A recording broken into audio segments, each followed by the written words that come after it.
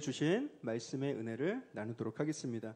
우리는 계속해서 성경 인물 시리즈, 다윗 시리즈를 나누고 있는 가운데 있고요. 오늘 그 세 번째 시간으로 Faith over Fear, 두려움을 압도하는 믿음이라는 제목으로 말씀 전하도록 하겠습니다. 자, 오늘 본문 사무엘상 17장입니다. 사무엘상 17장 펴시기 바랍니다.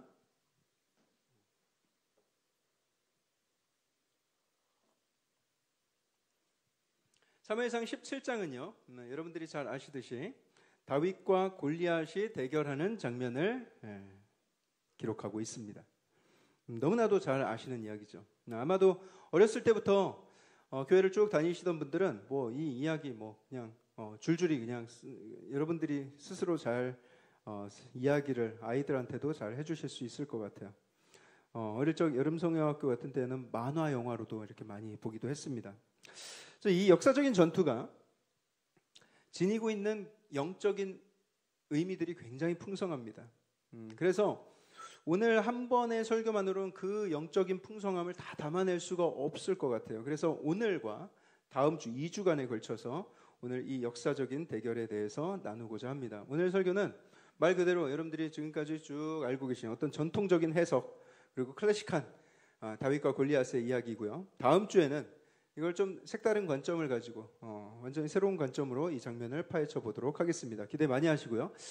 네, 이번 주 설교도 안 해놓고 다음 주를 기대하려고 죄송합니다만, 여튼 기대 많이 하시고 오늘 말씀을 사모하는 성도님들께 하나님의 놀라운 은혜가 부어지게 될 줄 믿습니다. 말씀의 권위 앞에 순종하는 심령마다 말씀의 능력으로 담대하게 되고 또 변화되는 귀한 역사가 오늘 이 자리에 있게 되기를 간절히 축원합니다. 제가 초등학교 1학년 때요, 저희 동네에 초등학교 2학년 형이 있었어요. 근데 이 형이요, 만날 때마다 저를 굉장히 괴롭히고요. 저 엄청 착했거든요. 근데 만날 때마다 저를 막 비웃는 분들이 계신데 정말 착했거든요. 근데 막 만날 때마다 저를 괴롭히고요. 초등학교 2학년인데 입도 거칠고 막 욕도 잘하고. 초등학교 1학년 때지만 저는 그때가 너무 괴로웠던 나머지 지금까지도 그때의 기분이 되게 이렇게 생생하게 좀 남아 있어요. 그 형을 마주치기 싫어서 막 그 형이 있는 거 보면 막 멀리 막 이렇게 돌아다니기까지 했습니다. 저도 1학년 치고는 초등학교 1학년 치고는 키가 작은 편은 아니었는데 문제는 그 2학년 형이 또래보다 한참 큰 형이었어요. 얼굴도 막 시커멓고 한 5학년은 돼 보였어요. 그래서 제가 겁을 먹어서 더 커 보였는지는 잘 모르겠습니다만 그 형만 만나면 완전히 겁에 질려서 막 생쥐처럼 막 이렇게 움츠러들었어요. 맨날 나를 만나면 막 툭툭 치고 막 아프게 치고 작은 아파트 단지 그 놀이터에 놀이터 하나밖에 없는데 그 형이 거기에 있으면은 놀이터에 갈 수 없는 아주 괴로운 시간을 보내고 있었습니다. 아쉽게도 저는 그 형과 맞붙어서 싸워볼 생각을 한 번도 하지 못했어요. 제가 하도 그 형을 무서워하니까 저희 어머니께서 직접 가서 그 어머니한테도 막 따져보기도 하고 그 형을 막 직접 혼내기도 하셨는데 전혀 도움이 되지 않았어요. 걔는 뭐 더 화가 나가지고 저한테 막 더 해코지를 하고 말이죠. 심지어 저희 어머니가 저한테 싸움의 기술도 알려주셨어요. 너 놀이터에 모래 있잖아. 모래를 눈에 확 뿌려. 그리고 막 이렇게 하면 그때 가가지고 코를 때려. 야, 때려봐. 야, 그걸로 피가 나겠니? 더 세게 때려. 이러면서 막 싸움의 기술을 알려주셨어요. 오죽 답답했으면 그랬을까. 그런데 생각해 보세요. 걔한테 뭐 모래를 뿌리고 코를 때릴 용기가 있으면 제가 그렇게 당하고 있었겠습니까? 제가 그 이후에 1학년 말에 안산으로 이사를 왔기 망정이죠. 뭐 아버지 회사 때문에 온 거예요. 걔 때문에 온 게 아니라. 거기 계속 있었다면 걔한테 얼마나 더 괴로운 시간을 보내고 있었을까 생각을 해봅니다. 태우 형 잘 살고 있지? 생각나면 사과하러 와. 자, 이제 성인이 되었으니까 우리 인생이 사실 그렇게 물리적으로 우리에게 막 위협을 가하는 그런 사람은 잘 없죠. 만약에 있다면 여러분 당하지 마시고 당연히 경찰서에 신고를 하셔야죠. 하지만 살아갈수록 그런 물리적인 괴롭힘 못지않게 우리에게 굉장히 큰 두려움을 주는 일들이 많이 생깁니다. 절망을 안기고 두려워 떨게 만들고 저는 목사로서 두려움에 사로잡힌 성도들을 굉장히 자주 많이 만납니다.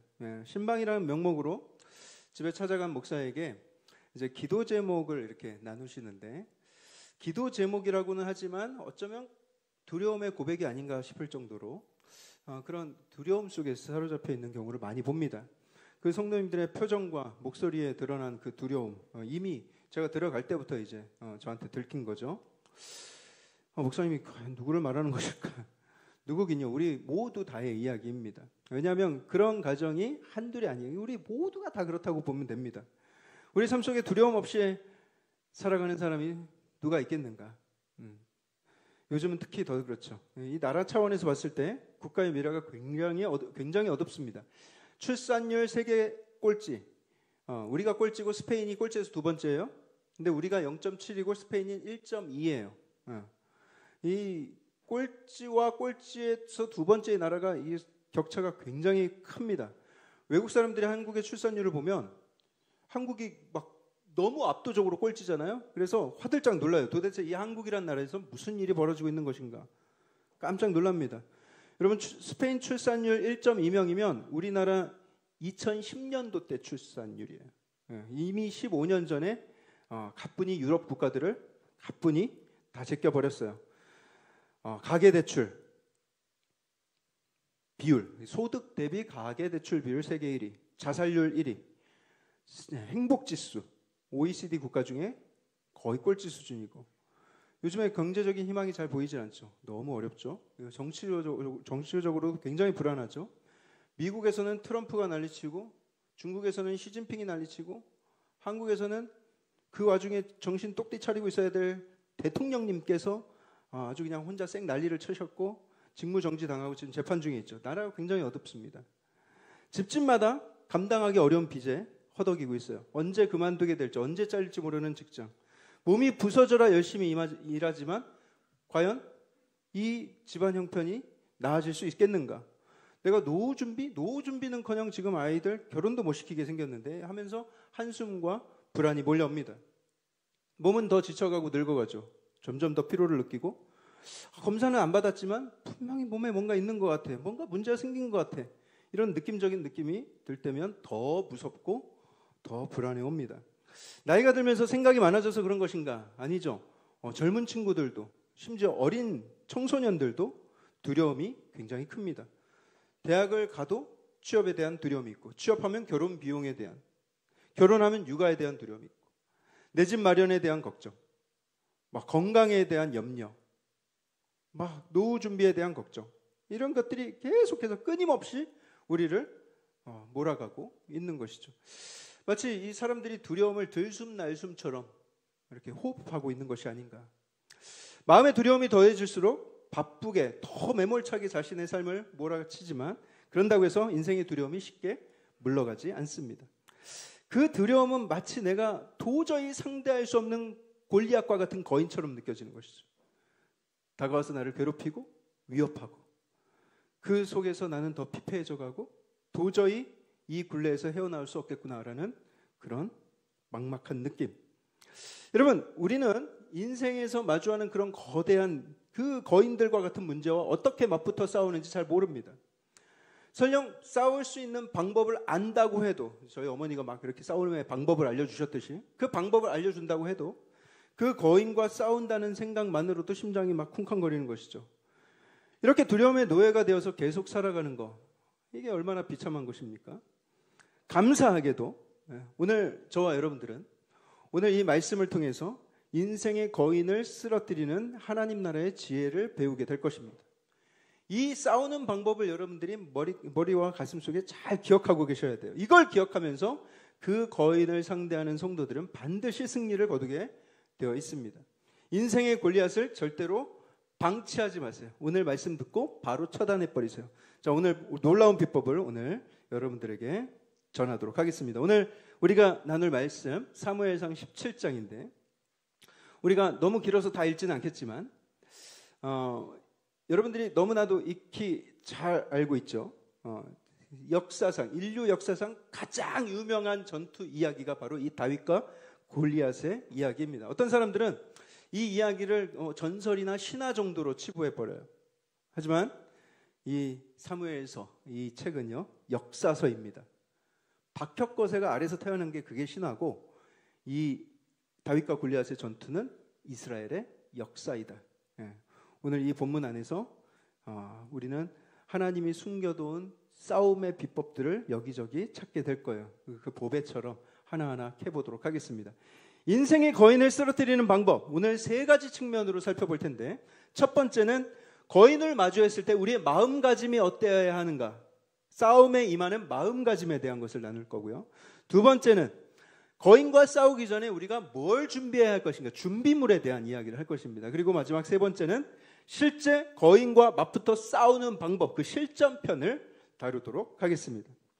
자, 먼저 싸움에 임하는 자세, 두 번째 준비물, 세 번째는 실전편. 자, 전투에 임하는 우리의 마음가짐은 어때야 할까요? 본문 1절부터 3절까지, 17장 1절부터 3절까지의 내용을 보시면 이스라엘 군대가 블레셋 군대를 마주한, 오랫동안 둘이 대치 상황 중에 있는 것을 우리가 볼 수가 있습니다. 그 중에서 우리 17장 2절에서 3절 말씀을 우리 한번 먼저 읽고 가도록 하겠습니다. 2절과 3절 우리 함께 읽어볼까요? 시작. 사울과 이스라엘 사람들이 모여서 엘라 골짜기에 진치고 블레셋 사람들을 대하여 전열을 벌였으니 블레셋 사람들은 이쪽 산에 섰고 이스라엘은 저쪽 산에 섰고 그 사이에는 골짜기가 있었더라. 엘라 골짜기라고 하는 넓은 계곡을 사이에 두고 한쪽 언덕에는 이스라엘 군대, 그리고 다른 한쪽에는 블레셋 군대가 진을 치고 있었습니다. 한번 보여주실까요? 이런 상황입니다. 여러분, 지금 이 사진이 언덕 위에서 찍은 사진이에요. 언덕 위에서 언덕 아래쪽을 보면서 여기에 또 다른 언덕이 있죠. 여기가 블레셋 지역, 이게 실제 가서 지금 여기가 그 다윗과 골리앗의 전투가 있었던 엘라 골짜기예요. 그리고 블레셋 진영, 이스라엘 진영, 지금 수천 명, 수만 명의 군인들이 저기에 진을 치고 있고, 여기는 이스라엘 군대가 진을 치고 있습니다. 그리고 여기에 누군가 서 있어요. 보이세요? 믿음의 눈으로 보여요. 보이는데. 자, 저기에서 누군가 서서 계속 이쪽을 향해서 큰 소리를 외치는데, 산이 쩌렁쩌렁 울리는 큰 목소리로 외치는 거예요. 무슨 소린가 들어봤더니만 엄청난 체구를 가진, 한눈에 확 띄는 그런 블레셋 사람 한 사람이 이스라엘을 위협하면서 이야기를 하는데, 그 블레셋 장수의 이름은, 그 이름도 유명한 골리앗입니다. 그에 대한 묘사가 17장 4절에서 7절까지에 나오는데, 4절 말씀 한번 보여주세요. 4절에 블레셋 사람들의 진영에서 싸움을 도두는 자가 왔는데 그의 이름이 골리앗이요 가드 사람이라 그의 키는 6규빗 한 뼘이다, 이렇게 기록되어 있어요. 여러분, 싸움을 도두는 자라고 기록되어 있죠. 이 부분을 영어 성경에서는 챔피언이라고 표기를 했습니다.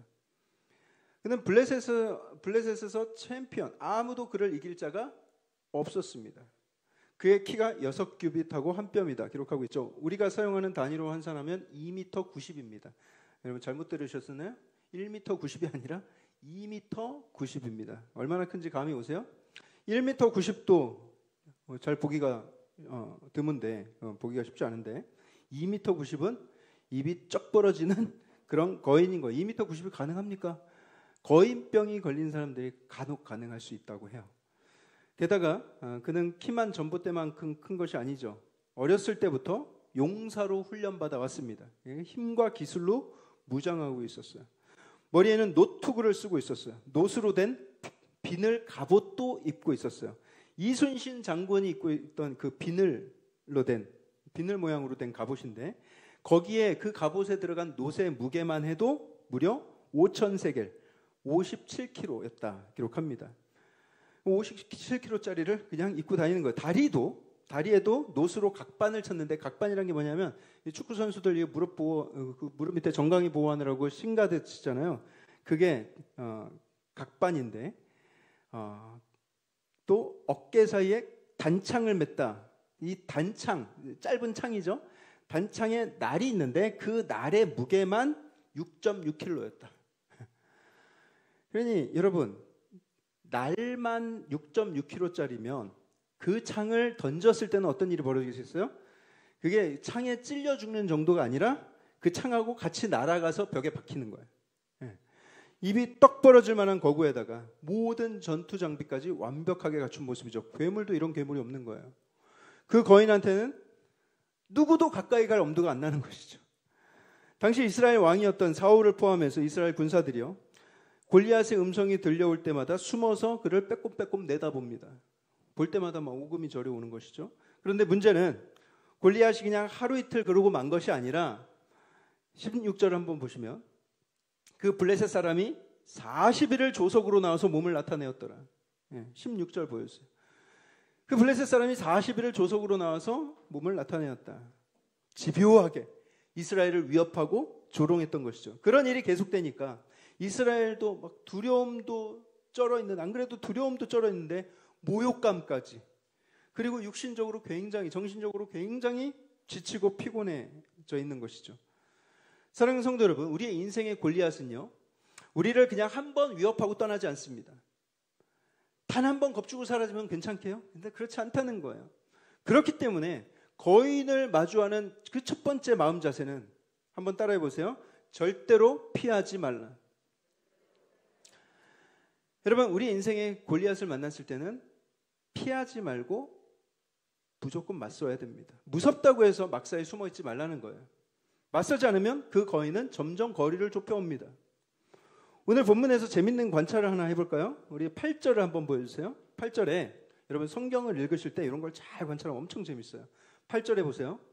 처음 이스라엘에게 싸움을 걸 때 너희들 중에 한 사람을 택해서 내려보내라 이렇게 말을 하죠. 내려보내라. 자 보세요. 내려보내라 라는 것은 지금 골리앗이 여기에서 이렇게 내려보내라 라고 소리쳤던가, 아니면 여기까지 와가지고 내려보내라 라고 소리쳤겠죠. 그런데 25절을 보세요. 25절을 보시면 그 위치가 바뀐 것을 확인할 수가 있습니다.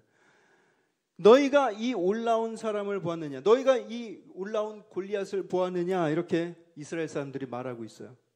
골리앗이 어느덧 이스라엘 진영으로 점점 기어 올라오고 있는 것을 우리가 확인할 수가 있습니다. 지금 이스라엘 군대는요, 벌벌 떨다 못해 이제 전열을 이탈하기 시작해요. 막사에 숨고 멀리 도망가고, 골리앗이 두려우니까 자리를 피해버리는 거예요. 피하는 사람들이 생겼다는 것입니다. 피하면 안 돼요. 오래전에 그 미국의 사회학자 브레네 브라운이라는 박사가 있습니다. 그 강의를 들은 적이 있는데 굉장히 유명한 분이에요. 테드 강의 많이 나오시고, 그분이 이런 설명을 하셨어요. 사람들은 삶의 두려운 일을 만났을 때 맞서지 않고 외면하고 피하는 경향이 크대요. 조금 심각한 상황을 예를 들면 막 집에 막 신용카드 청구서가 날아들고, 국세청에서 세금 내라는 독촉이 날라오고, 신용에 분명히 문제가 생길 게 분명하고 막 독촉이 날라오고 난리가 났는데도 이 사람은 이게 너무 큰 스트레스다 보니까 그냥 피해버리고 외면해버리는 거예요. 만나기 싫은 사람을 계속 피해 다니고 하기 싫은 일을 계속 미뤄버립니다. 골리앗을 대면하기 싫은 거예요. 무서우니까, 골치 아프니까. 그러면서 술과 도박, 게임 등에 빠집니다. 넷플릭스와 유튜브에 빠지고 쇼핑 중독에 걸리고 마약에 빠지고, 일단 지금 처한 괴로운 현실, 너무 큰 스트레스가 되는 이 현실을 또 다른 강한 자극과 쾌락으로 좀 잊어보려고 하는 거예요. 나중에 어떻게 되든지 간에 지금은 당장 좀 이 괴로움에서 좀 벗어나야 되겠다. 그러고서 당장의 쾌락을 찾아 나서는 거예요. 가정 문제를 두고 술독에 빠져 지낸다거나, 경제적인 어려움 가운데 오히려 쇼핑 중독에 걸린다거나, 집안에 할 일이 잔뜩 밀려있는데 드라마에 빠져 지낸다거나, 우리 학생들도 시험 가까워오면 괜히 평소에 보지도 않던 웹툰을 막 찾아서 보고, 안 하던 게임을 막, 옛날 게임을 막 찾아서 하고, 네. 그런 경험 없는 것처럼 지금 모른 척 하시는데, 지금 처한 스트레스를 다른 방법으로 잊어보고자 하는 것은 우리에겐 너무나 당연한 본능이다 설명을 합니다. 하지만 문제는요, 그 당연한 본능에 충실하다 보면 어느덧 그 안에 빠져가지고 헤어나오지 못하는 자신을 발견하게 될 거라는 거예요. 실제로 여러분 어떤 중독에 이렇게 우리가 빠져 있으면요, 거기에서 오는 쾌락은 굉장히 탁월합니다. 거기에 신경 쓰고 싶지 않은 문제를 무감각하게 만드는 데는 어디에 중독에 빠져버리면 그건 효과가 굉장히 탁월해요. 마치 마취 주사를 맞은 것처럼 나를 괴롭히던 문제들로부터 고통을 느끼지 못하게 하는 그런 효과가 있어요. 강한 자극으로. 쾌락에 있는 동안에는 두려움과 스트레스가 잊혀지는 거예요. 아주 효과적이죠. 하지만 분명히 우리가 기억해야 될 사실은 어떤 중독에 빠지게 되면 내가 이렇게 신경 쓰기 싫은 문제들에게만 무감각해지는 것이 아니라 내 인생의 다른 소중한 것들도 함께 무감각해진다는 게 이게 문제예요. 가족들과 함께하는 식사 시간이라든지 성도의 교제, 열정을 다하는 예배, 일터에서 보람을 느끼고 그런 인생의 소소한 즐거움마저도 송두리째 다 무감각하게 되어버린다. 중독에 빠져버리면. 삶의 고통만 그냥 무감각해지면 얼마나 좋겠습니까마는. 여러분, 그러면 어떤 일이 벌어지겠어요? 내 가족을 비롯한 가까운 사람들이 함께 고통을 받게 됩니다. 게다가 처음 회피했던 문제는 사라진 게 아니죠. 잠시 무통 상태에 있었을 뿐이죠. 술이 깨고 중독에서 나와보면 채무는 더 커져 있고요. 관계는 더 악화되어 있고 중간고사는 더 가까워 있고 무섭다고 병원에 가지 않은 동안 몸 상태는 더 나빠져 있는 거예요. 어느덧 골리앗은 내 코앞에까지 진격해 있더라. 여러분, 중독이 주는 그런 쾌약은요, 마취약은 될 수 있어도 치료약은 될 수 없습니다. 그러니 여러분, 절대로 중독 같은 문제로 그런 쪽으로 골리앗을 피하려 하지 마십시오. 삶의 문제를 회피하지 마세요. 더 성실하게 마주해야 합니다. 이기냐 지냐는 그 다음 문제고요. 일단 맞서야 된다는 거예요. 맞서는 것만으로도 그 싸움은 이미 이긴 싸움이에요. 내 인생에 어떤 거인 같은 문제가 다가와도 나는 절대로 피하지 않겠다, 숨지 않겠다, 다짐하시고 결단하시는 여러분들 되시길 바랍니다. 거인을 쓰러뜨릴 마음 자세 그 두 번째는요, 우리 한번 따라해 보시죠. 흔들리지 않는 용기를 가지라. 흔들리지 않는 용기를 가지라 입니다. 다들 벌벌 떨면서 골리앗을 피해서 숨는 가운데 있죠. 그런데 오직 어린 소년 다윗이 거룩한 분노에 휩싸여 있어요. 막 이 혼자 막 전투 의지가 막 활활 타오릅니다. 싸울 사람이 있다고? 전투의 의지가 있는 병사가 있어? 그 소식이 사울의 귀에 들어가 있어요. 사울 왕이 깜짝 놀랐어요. 지원자가 있다고? 당장 데려와. 그런데 이런 낭패가 있나?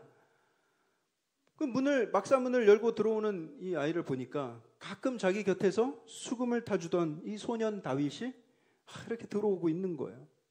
기대가 컸던 만큼 사울 왕이 실망을 합니다. 야, 싸운다는 병사가 너였냐? 겨우 너였냐?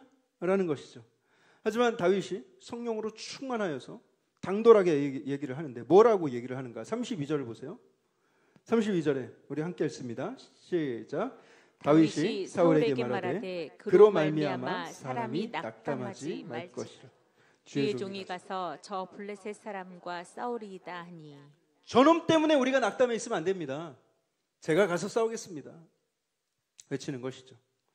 여러분, 지금 이 소년 다윗이 사울 왕 앞에서 담대하게 외치고 있는 이 장면을 한번 머릿속으로 한번 그려보세요. 이 어린 목동 아이가, 먼지를 뒤집어 쓴 얼굴이 뻘겋게 그을린 아이가 사울을 향해서 담대하게 내가 가서 싸우겠습니다. 사람이 낙담하지 말지니라. 여러분, 사울은요 골리앗만큼은 아니었지만 이스라엘 통틀어서, 유대민족 통틀어서 키가 가장 크고 가장 덩치가 큰 사람이었어요.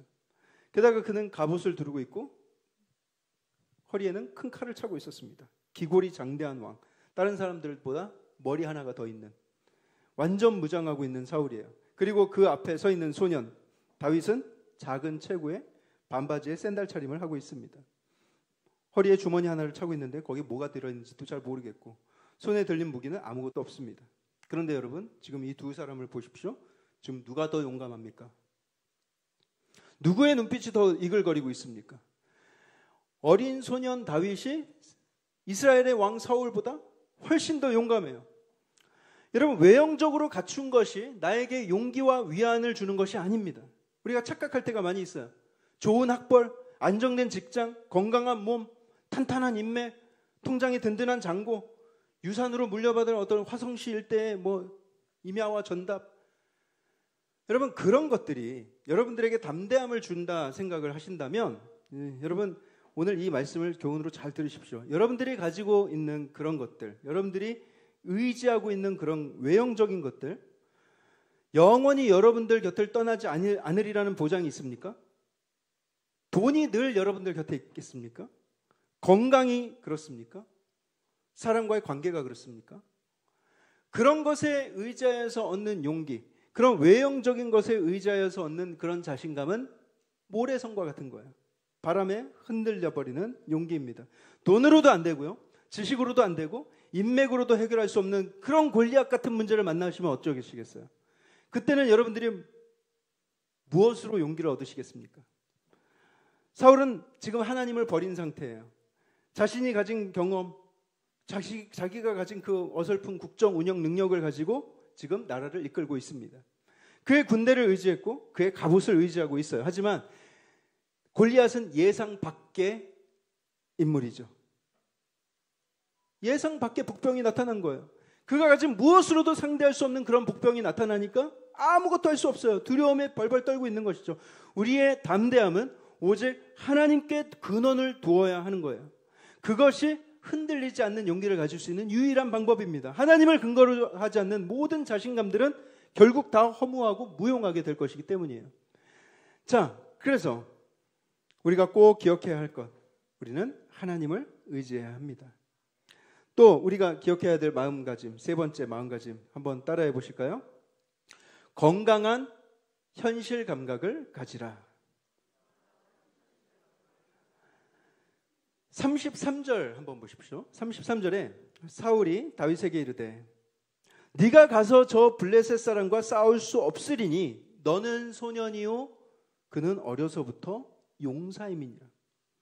지금 사울이 보기엔 이 어린 다윗이 너무 무모한 거예요. 얘가 겁이 없구나.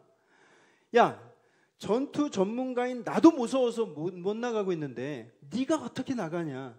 저 거인이 사이즈만 큰 줄 아냐? 야, 저 사람이 괜히 챔피언이겠니? 저 골리앗은 네 나이 때부터 이미 용사였어. 네 용기는 가상하다만 너는 좀 현실 감각이 좀 부족하구나. 너 나가면 무조건 져. 사울만 그런 게 아니었어요. 주변에 서 있는 모든 사람들이 다 똑같은 생각이었어요. 하지만 사람들이 야, 너는 저 거인하고 붙으면 무조건 져 라고 말을 할 때 다윗의 마음에 어떤 생각을 가지고 있는지 아세요? 거인 누구? 내게 있어 거인은 오직 하나님 한 분뿐이다. 이런 생각을 다윗이 가지고 있는 거예요. 야, 현실을 좀 직시해라. 너 현실 감각을 좀 가져라 라고 말하고 있는 사울에게 다윗은 자기가 경험한 현실 감각을 이야기를 하고 있는데요. 우리 34절과 36절을 보세요. 34절부터 36절인데 제가 읽어드리겠습니다. 다윗이 사울에게 말하되 주의 종이 내가 아버지의 양을 지킬 때에 사자나 곰이 와서 양떼에게 새끼를 물어가면 내가 따라가서 그것을 치고 그 사자와 곰을 치고 그 사자와 곰의 입에서 새끼를 건져내었고 그것이 일어나 나를 해하고자 하면 내가 그 수염을 잡고 그것을 쳐 죽였나이다. 주의 종이 사자와 곰도 쳤은즉 살아계시는 하나님의 군대를 모욕한 이 할례받지 않은 블레셋 사람이리까 그가 그 짐승의 하나와 같이 되리이다. 여러분, 이것이 바로 다윗의 현실 감각이었어요. 그가 현실 감각이 없었던 것이 아니라 그의 현실 감각은 사울이나 다른 군대들이 가졌던 그런 현실 감각과는 차원이 다른 현실 감각이었다. 수준이 다른 거야. 차원이 다른 거야. 양을 물고 간 사자를 따라가서 그 입에서 양을 꺼내오는 거예요. 아니, 이런 만화 같은 일이 어떻게 가능할 수가 있겠는가? 그 어린 다윗 혼자 힘으로 가능했겠습니까? 하나님께서 함께 하신다면 불가능할 일이 없죠. 하나님이 그와 함께 하셨기 때문에 이 일이 가능했던 거예요. 37절에 그가 고백합니다. 37절에 여호와께서 나를 사자의 발톱과 곰의 발톱에서 건져내셨은즉 나를 이 블레셋 사람의 손에서도 건져내실 것입니다. 그의 현실 감각은 어떠한 상황 속에서도 날 구원하신 하나님을 의지하겠다.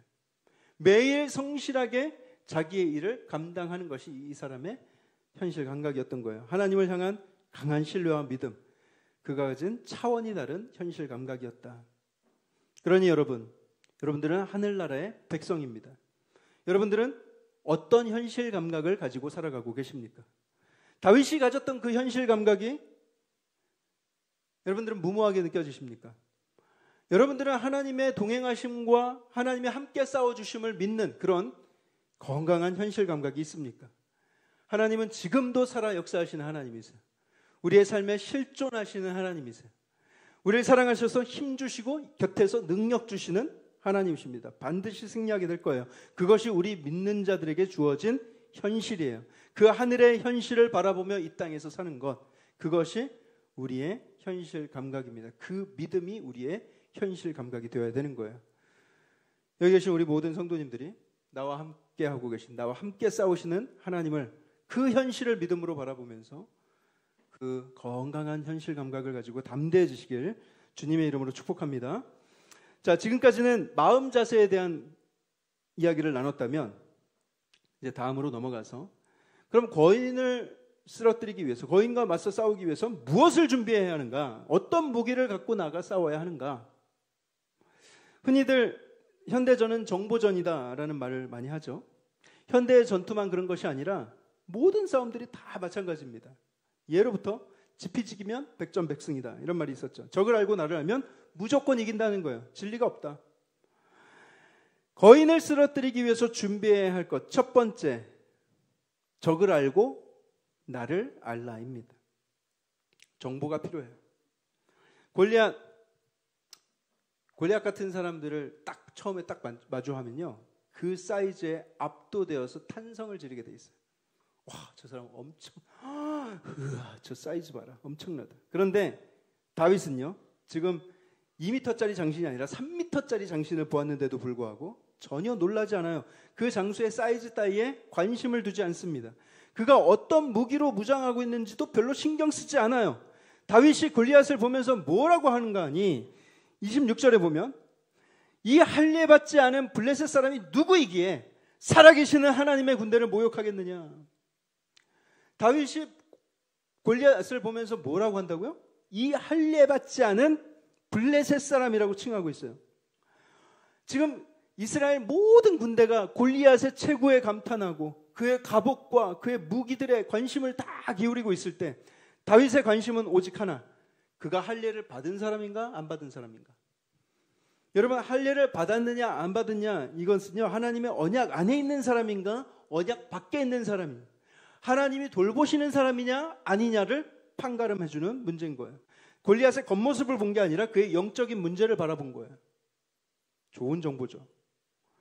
다른 사람들이 골리앗에 대해서 굉장히 피상적인 정보만을 가지고 있었어요. 와, 크다, 저 무기 봐라. 야, 저 청의 무게가 얼마인 줄 아냐? 저거 맞으면 그냥 같이 날아가 버려. 눈에 보이는 것만 가지고 다 파악했다고 생각을 했을 거예요. 아, 야, 게임 끝났다. 하지만 다윗은 더 깊은 영적 통찰력을 가지고 골리앗의 치명적인 약점을 파악하고, 하나님께서 내 편이니까 반드시 승리 주시겠구나, 이런 것을 예상할 수 있었던 거예요. 거인을 쓰러뜨리기 위해서 준비해야 할 준비물, 두 번째는 한번 따라해 볼까요? 사울의 갑옷을 벗고, 다시 한번, 사울의 갑옷을 벗고 당신의 옷을 입으라.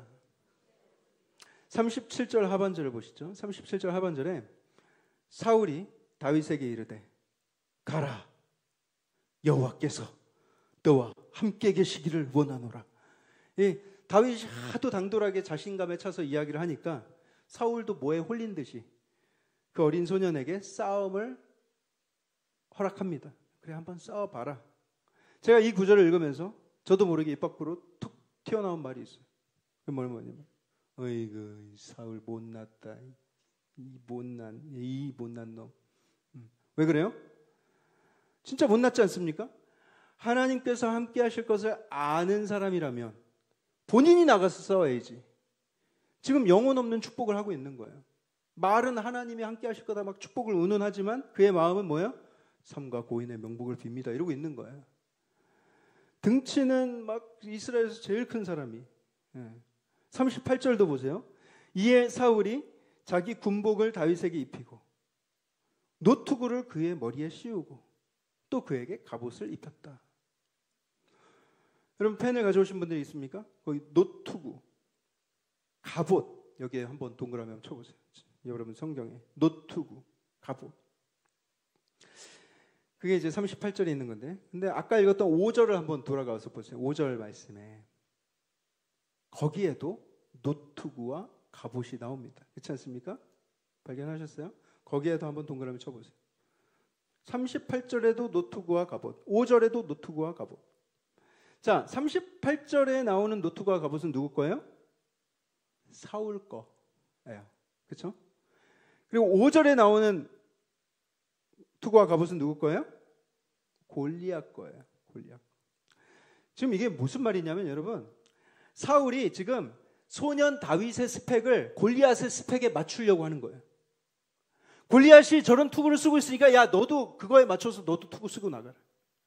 아 그리고 골리앗이 너 갑옷 저렇게 입고 있으니까 너도 갑옷을 입고 나가야 돼 하면서 말이죠. 골리앗을 대적하려면 너도 골리앗처럼 돼야 돼 라는 것입니다. 여러분 우리가 하나님을 믿는 사람으로 살아가면서 우리가 막 다윗을 막 존경하고 골리앗을 물리친 다윗 이렇게 이야기를 하지만 사실 우리가 실제로 살아가면서 실제로 우리 마음 가운데 흠모하고 있는 인물은 다윗이 아니라 골리앗이었는지도 모르겠어요. 내가 사람들의 감탄을 자아내고 싶고 더 강해지고 싶고 더 높아지고 싶고 더 많이 갖기 위해서 노력하면서 살아가고 있는 모습들. 여러분 이게 다윗이 추구하는 삶입니까? 골리앗이 추구하는 삶입니까? 여러분 우리 자신도 골리앗이 되고 싶어 하고요. 우리의 자녀들에게도 막 갑옷을 입히고 투구를 씌워서 골리앗의 스펙을 갖게 만드는 거예요. 하나님의 소명을 따라서 살게 하기보다는 안정되고 돈 많이 벌고 사람들이 우러러 볼 만한 그런 직업을 갖게 만들고 그런 갑옷을 막 입혀 보이는 거예요. 입혀주려고 하는 거예요. 그 갑옷이 맞지도 않고 어색하지만 그냥 꾸역꾸역 입는 거예요. 그리고 또 자녀들에게도 입히고 자녀들이 전공을 정하고 진로를 정할 때도 하나님이 그 아이에게 주신 특별한 달란트와 재능에 분명히 있을 텐데 그것에 따르지 않고 연봉 많이 받고 안정되면 모두가 다 그냥 맞지도 않은 그 갑옷을 따라가는 거예요. 그 갑옷 입으려고. 자기에게 잘 맞는 갑옷과 무기가 어떤 것인지 고민하지 않는 세대예요. 돈만 많이 준다고 하면.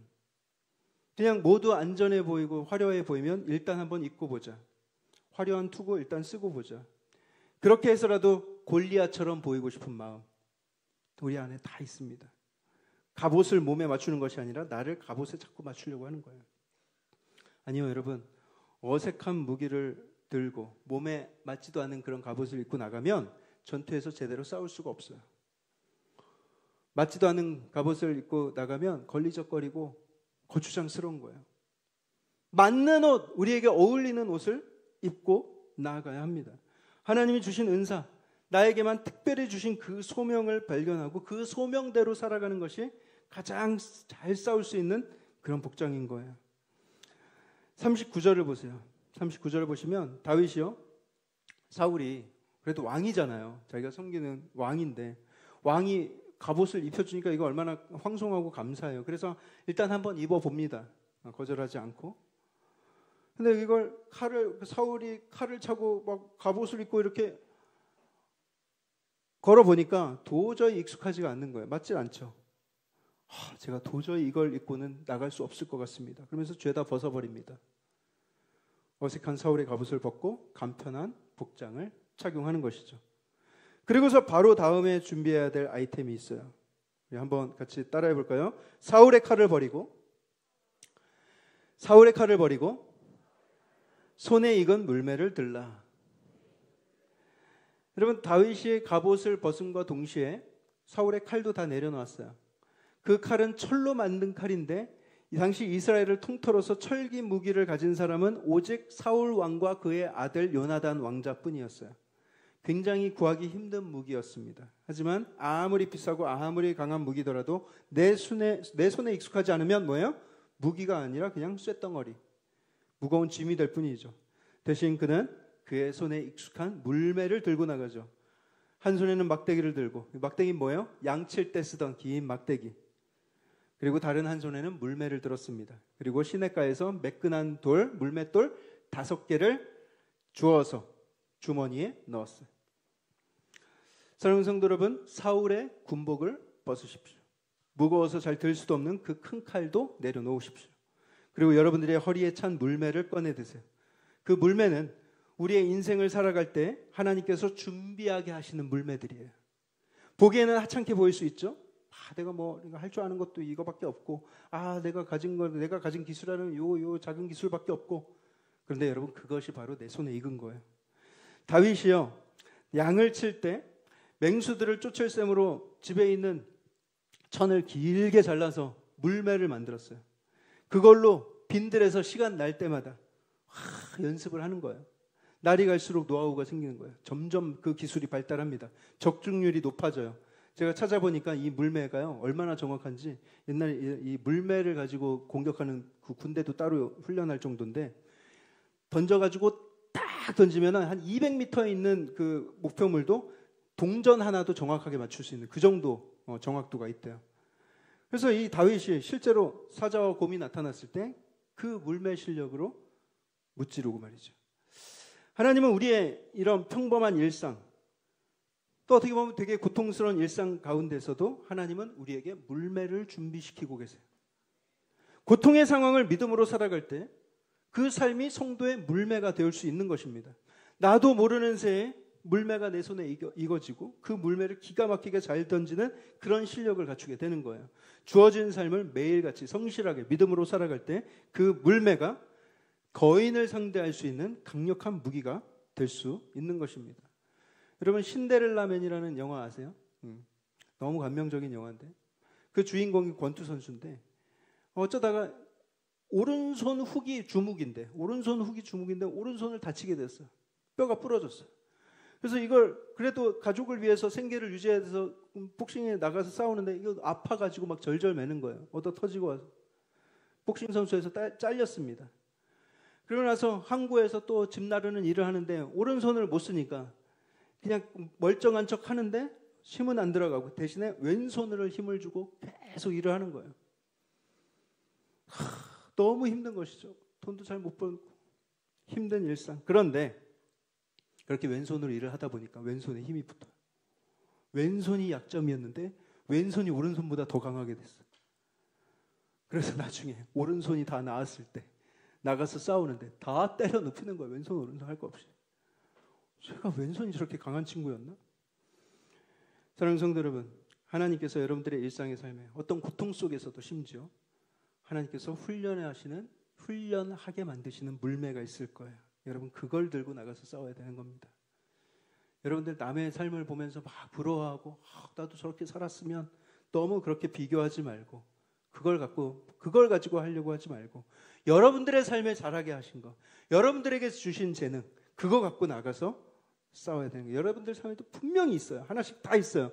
그것이 여러분들의 은사이고 무기입니다. 그것을 들고 나가야 한다. 자, 마음가짐에 대해서 나눴고 이제 준비물도 다 구비가 됐어요. 이제는 나가서 싸워야죠. 어떻게 싸워야 할 것인가? 그 실전편입니다. 자, 드디어 다윗이 골리앗을 상대하러 골짜기로 나아갔습니다. 그런데 다윗이 특별한 무기도 없이 그냥 지팡이 하나 딱 들고 물매 들고 이렇게 나가니까 골리앗이 자존심이 많이 상했어요. 17장 43절을 보세요. 아니 네가 나를 개로 여겨서 지금 막대기 하나 달랑 들고 나온 거냐? 이렇게 소리를 쳤어요. 막 열받았어요. 제가 이 장면을 딱 이 구절을 읽었을 때 제 마음속에 드는 두 음절의 단어가 생각이 났어요. 네가 나를 개로 여겨서 지금 막대기 하나 달랑 들고 나온 거냐? 빙고. 골리앗이 자기도 모르게 정답을 말했어요. 맞습니다. 지금 다윗은 그를 짐승으로 여기고 있는 거예요. 다윗이 빈들에서 짐승을 상대할 때랑 똑같은 막대기, 똑같은 물매를 들고 나가고 있습니다. 하나님을 모욕하는 놈을 개 패듯이 패주기 위해서 지금 막대기를 들고 나서는 중입니다. 그때 우리의 다윗, 한치도 물러서지 않고 당당하게 이야기를 합니다. 45절에서 47절 말씀을 함께 읽어볼까요? 여러분 이거 읽으실 때 국어책 읽듯이 읽지 마시고 마치 다윗이 여기에 서서 골리앗을 마주하면서 골리앗에게 외치듯이 그렇게 당당하게 읽어보도록 하겠습니다. 함께 읽습니다. 시작. 다윗이 블레셋 사람에게 이르되 너는 칼과 창과 단창으로 내게 나아오거니와 나는 만군의 여호와의 이름 곧 네가 모욕하는 이스라엘 군대의 하나님의 이름으로 내게 나아가노라. 오늘 여호와께서 너를 내 손에 넘기시리니 내가 너를 쳐서 네 목을 베고 블레셋 군대의 시체를 오늘 공중의 새와 땅의 들짐승에게 주어 온 땅으로 이스라엘의 하나님이 계신 줄 알게 하겠고 또 여호와의 구원하심이 칼과 창에 있지 아니함을 이 무리에게 알게 하리라. 전쟁은 여호와께 속한 것인즉 그가 너희를 우리 손에 넘기시리라. 아멘. 사랑하는 성도 여러분, 이것이 다윗의 믿음이었고 이것이 다윗이 가진 현실 감각이었어요. 너는 칼과 단창으로 내게 나아오지만 나는 만군의 여호와의 이름으로 너에게 나아간다. 여러분 실전에서 꼭 기억하셔야 될 원리가 있어요.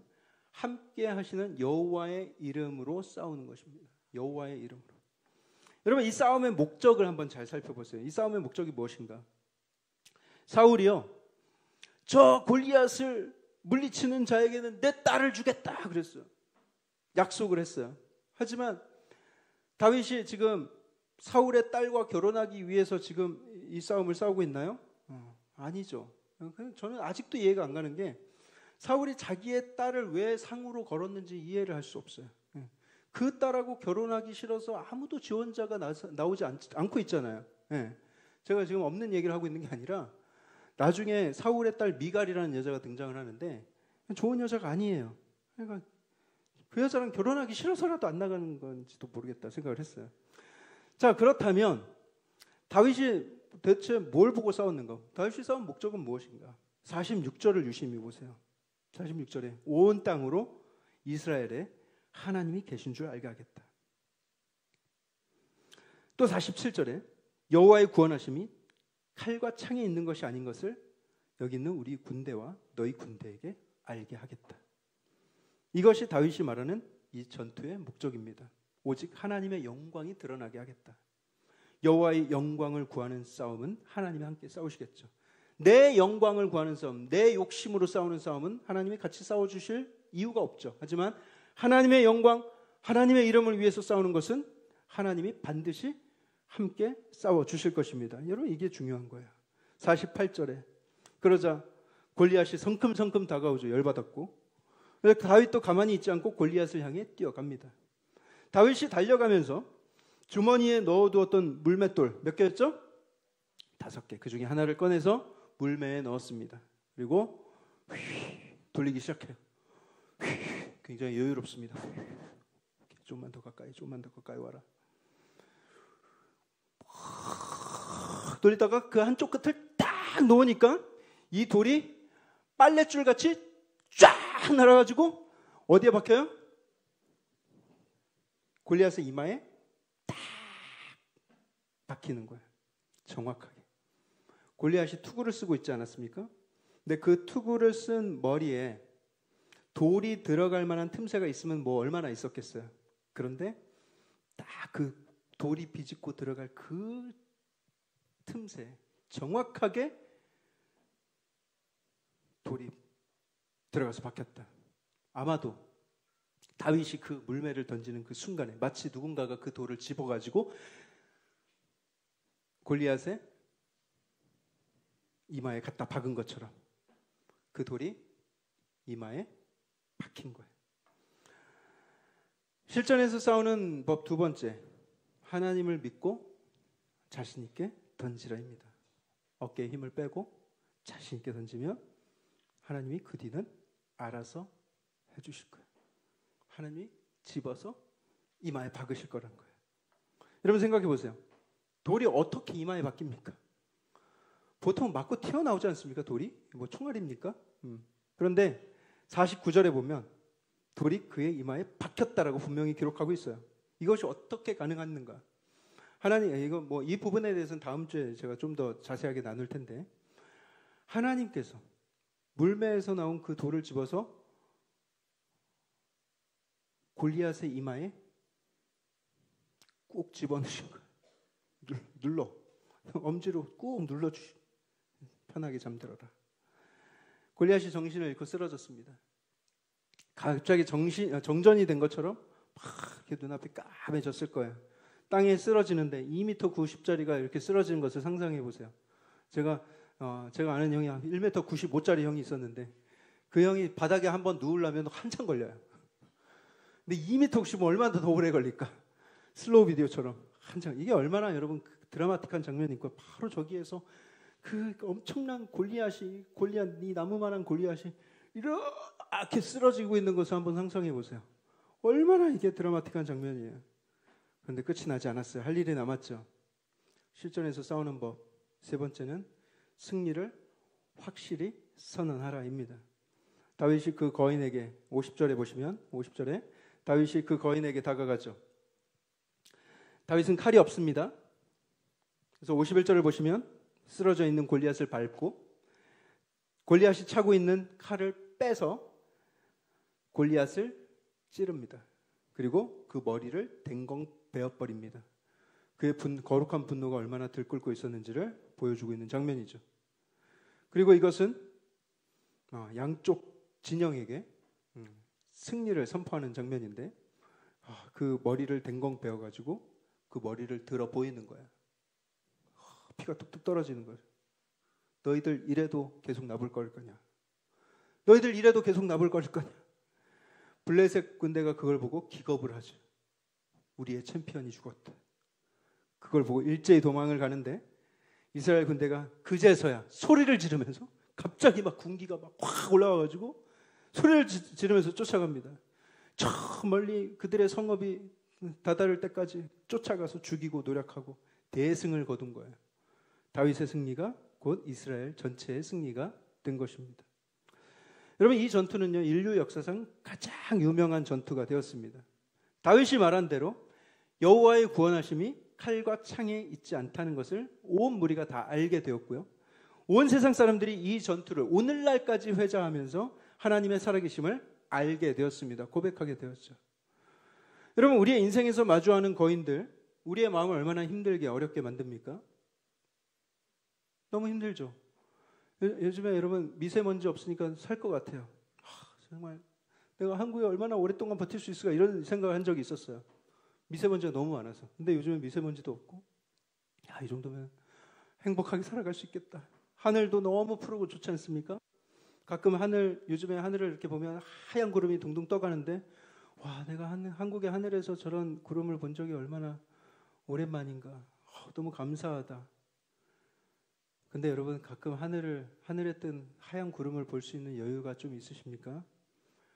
요즘 밤하늘의 별이 반짝반짝거리고 있어요. 여러분 그 밤하늘의 별들을 세어볼 수 있는 여유를 좀 가지고 살고 계십니까? 여러분 그런 가운데서도 하나님께서는 우리와 함께하고 계시다라는 사실을 잊지 마시기 바랍니다. 혼자 싸우면 너무나도 두렵고 힘든 싸움이죠. 이길 자신도 없고요. 그런데 하나님께서 함께 싸우신다면 이길 수 있지 않겠는가? 절대 물러서지 마시고 그분 안에서 용기를 가지십시오. 우리가 다 하나님의 자녀들이고 우리가 싸울 상대는 할례받지 않은 사탄 마귀입니다. 우리가 반드시 이길 수 있는 싸움이에요. 이기는 싸움이에요. 오늘 전투는요, 양쪽 챔피언끼리 1대1로 맞붙는 전투입니다. 이것을 군사 용어로 육군사관학교에서 이런 장면을 가리켜서 군사 전문 용어로 다이다이라고 하죠. 1대1로 맞붙는다는 뜻이에요. 고대 전투에서 흔히 싸우던 방식입니다. 왜냐하면 전면전으로 싸우면 너무 많은 피를 서로 흘리기 때문이에요. 여기 보세요. 이게 몇천 명이 내려오고 몇만 명이 내려오고 여기 몇만 명이 내려와서 여기서 뒤엉켜서 싸우면 어떻게 되겠어요? 쑥대밭이 되겠죠. 그래서 저쪽에서도 챔피언을 내려보내고 이쪽에서도 챔피언이 가서 서로 맞붙어서 우리의 챔피언이 승리하면 그 전쟁의 승리를 다 먹는 거예요. 상대를 우리의 노예로 다 만들어버릴 수 있는 거예요. 여러분, 우리가 다윗의 이야기를 들으면서 그래, 다윗 너무 멋있고 좋지. 다윗은 정말 너무 훌륭했어. 근데 내가 다윗처럼 싸울 수 있을까? 내가 그런 용기, 내가 또 그런 상황에 마주하면 난 나가서 싸울 수 있을까? 그런데 여러분, 너무 다윗으로만 묵상하지 마세요. 여기 두려움에 떨고 있던 그 수많은 군인들 중에 우리가 하나였다고 생각을 해보세요, 여러분들이. 그런데 우리의 챔피언 되시는 예수님께서 그 모든 사탄 마귀의 권세, 골리앗 같은 그 문제를 먼저 나가서 이겨서 승리하신 거예요. 예수님께서 우리의 챔피언 되어주시고 그분이 이미 승리를 이루어 주셨어요. 우리는 그의 군대로서 그 승리의 편에 편승되는 거예요. 우리 각자가 다 싸움을 다 잘해서 이기는 것이 아니라 우리는 연약하나 우리의 챔피언 되신 예수님께서 승리를 얻게 해주셨기 때문에, 그 승리는 이미 이루어졌기 때문에 우리는 가서 짓밟을 수 있는 거예요. 우리가 예수님과 함께 싸운다, 예수님이 우리와 앞서 싸우신다라는 것을 꼭 기억하시고 내게 익숙한 것들을 들고 나가서 평생에 하나님께서 나에게 훈련시키신 것들을 발휘해서 싸우시길 바랍니다. 하나님께서 내가 돌을 던질 때마다 그 돌을 집어서 골리앗의 이마에 박으실 거예요. 여러분, 하나님께서 주신 승리, 하나님께서 주신 그 기쁨을 가지고 이 세상을 사시기 바랍니다. 여러분, 이것은 고대 막 3,000년 전, 3,500년 전에 있었던 그런 한낱 그런 전투에 그냥 불과하다, 그렇게 생각하지 마시고 지금 이 전투가 나의 삶에 그대로 적용된다는 것을 꼭 기억하시고, 미래에 대한 걱정, 진로에 대한 걱정, 건강에 대한 염려, 노후에 대한 걱정, 우울감, 불안증, 불면증, 하나님께서 주시는 권능을 통해서 여러분 승리하게 될 줄 믿고 담대하게 맞서 싸우시기를 주님의 이름으로 축복합니다.